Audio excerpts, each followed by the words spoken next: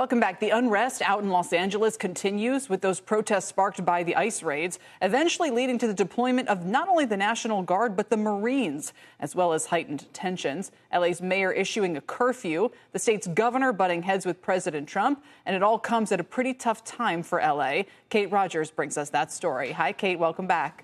Hi, Kelly. Great to see you. So immigrants are a driving force in California's economy, now the fourth largest in the world, with foreign-born workers representing half of all prime working-age individuals in the state, compared to just a third across the nation.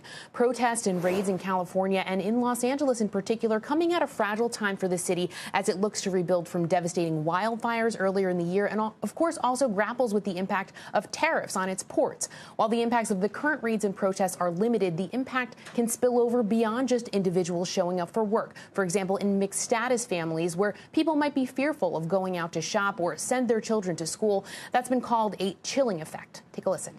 This is a huge liability if, honestly, a lot of the workers either want to no longer participate in the workforce in California, if fear really does start to ripple beyond undocumented individuals, which it certainly will grip undocumented individuals. And there's a big part of the workforce, agriculture, for example, that depends on them.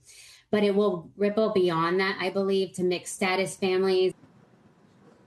Now, immigrants play key roles in the state's industries from agriculture to healthcare, food service, hospitality, and, of course, technology.